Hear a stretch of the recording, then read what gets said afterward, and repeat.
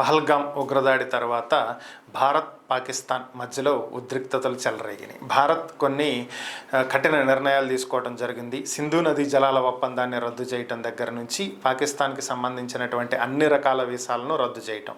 So ఇలా కొన్ని కఠిన నిర్ణయాలు భారత్ తీసుకుంటే పాకిస్తాన్ కూడా సిమ్లా ఒప్పందాన్ని రద్దు చేయటం, పాకిస్తాన్ గగనతలాన్ని భారత విమానాలకు మూసివేయటం. సో ఇలాంటి కొన్ని నిర్ణయాలు పాకిస్తాన్ తీసుకుంది. ఇక దౌత్యపరమైనటువంటి నిర్ణయాలు, పౌరుల్ని తిరిగి పంపించేయటం ఇలాంటివి కామన్గా జరిగాయి. దౌత్యపరంగా సిబ్బందిని తగ్గించుకోవటం. సో ఇవన్నీ పక్కన పెట్టేసేస్తే భారత్ ఏ క్షణమైనా సరే పాకిస్తాన్ మీద దాడి చేయొచ్చు. గతంలో లాగా బాలాకోట్ దాడులు గుర్తుండే ఉంటాయి, మీకు సర్జికల్ స్ట్రైక్స్ గుర్తుండే ఉంటాయి. సో ఇలాంటి మెరుపు దాడులు జరిగేటువంటి అవకాశం ఉంది. భారత ఎయిర్ ఫోర్స్ దీన్ని అంత తేలిగ్గా వదిలిపెట్టదు అని చెప్పి పాకిస్తాన్ భయపడుతుంది. దీనికే వెంటనే పాకిస్తాన్ ఇండియా బోర్డర్ దగ్గరలో భారీ స్థాయిలో సైనికులను పెంచింది. తమ వైమానిక స్థావరాల నుంచి బోర్డర్కి దగ్గరలో అందుబాటులో ఉండేలాగా వైమానిక సిబ్బందిని అంతా అక్కడికి తరలించింది. విమానాలని, జెట్ ఫ్లైట్లని, హెలికాప్టర్స్ని, అలాగే రాడార్ వ్యవస్థను కూడా తీసుకొచ్చి సరిహద్దుల దగ్గర పెట్టడం జరిగింది.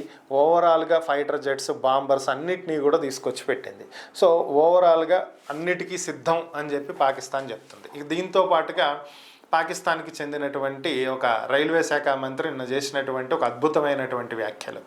భారత్ కనుక యుద్ధానికి దిగితే మేము 130 అణుబాంబులను భారత్ మీద సిద్ధంగా పెట్టాము. మీరు యుద్ధానికి దిగినటువంటి వెంటనే 130 అణుబాంబుల్ని మీ మీద వేస్తాము. సో ఒక్క అణుబాంబు పడితే పరిస్థితి ఎలా ఉంటుంది అనేది మనం హిరోషిమా, నాగసాకిల్లో చూసాం మనం జపాన్లో. సో మరి అలాంటిది 130 అణుబాంబులు వేస్తారంటే వీళ్ళు. సో ఇండియా ఇక్కడ చేతులు కట్టుకుని రండి మీరు దాడి చేయండి, మేము చూస్తూ ఉంటాం అని చెప్పి కూర్చుంది. సో ఇలా ఉంటాయి పరిస్థితులు. పాకిస్తాన్ మాట్లాడేటువంటి మాటలు ఇవి. పైకేమో మేము 130 అణుబాంబులు వేస్తాము ఇలాంటి కబుర్లు చెప్పటం. ఐక్యరాజ్య సమితి దగ్గరకు వెళ్ళి ఇండియా మా మీద దాడి చేయబోతుంది, మాకు ఇంటెలిజెన్స్ సమాచారం ఉంది, దయచేసి మమ్మల్ని కాపాడండి, యుద్ధం రాకుండా చూడండి అని చెప్పి వాళ్ళ కాళ్ళు పట్టుకుంటాం. సో ఇది సిగ్గులేనటువంటి పాకిస్తాన్ చేసే సిగ్గుమాలిన పనులు. సో ఓవరాల్గా మరి భారత్ ఎందుకు ఇప్పటి వరకు వెయిట్ చేస్తుంది? దాడి జరిగి వారం రోజులు అవుతుంది. ఏప్రిల్ 22న దాడి జరిగింది. ఇది ఏప్రిల్ 30వ తేదీ.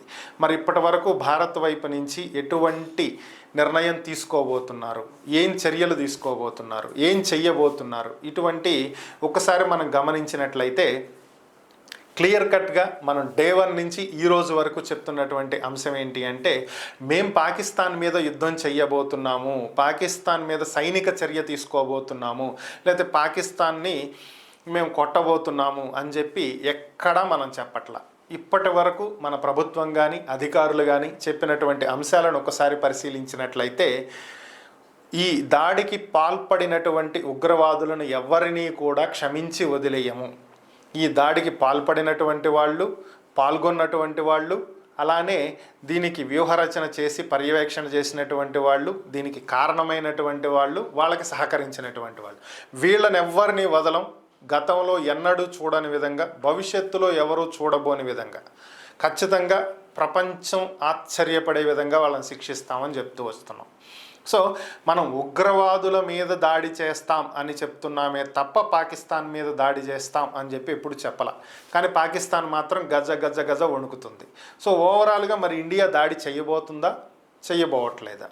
యుద్ధం చేయబోతుందా, చేయబోవట్లేదా? చేస్తే ఎవరి మీద, ఎక్కడ దాడి చేయబోతుంది, ఎలా దాడి చేయబోతుంది, ఉన్నటువంటి సమాచారం ఏంటి, ఆధారాలు ఏంటి, ఇది కనుక ఒకసారి పరిశీలించినట్లయితే ఓవరాల్గా ఇండియా దాడి చెయ్యబోతుంది. ఇది నేను చెప్తున్నటువంటి అంశం కాదు, అమెరికాకు చెందినటువంటి ఇంటెలిజెన్స్ ఏజెన్సీ CIA చెప్తున్నటువంటి వార్తలు. Central intelligence agency of America ఇచ్చినటువంటి నివేదిక ప్రకారం భారత్ యుద్ధానికి దిగబోతుంది. దీనికి భారత్ ఎన్ని రోజులు యుద్ధం చేయబోతుంది అంటే, వాళ్ళు చెప్పినటువంటి సమాచారం ప్రకారం 1000 గంటలు యుద్ధం చేయబోతుంది.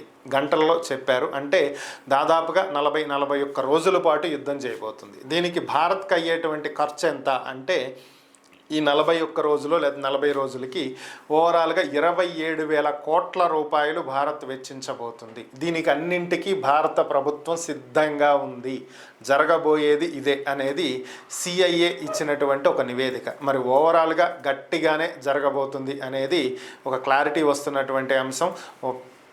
41 డేస్ పెద్ద డేస్ అయితే అనుకోకూడదు, పెద్ద లార్జ్ ఏదో జరగబోతుందని అయితే ఊహించలేము. ఎందుకని అంటే తక్కువ టైంలో చాలా ఎక్కువ జరగవచ్చు అవకాశం ఉంది కదా.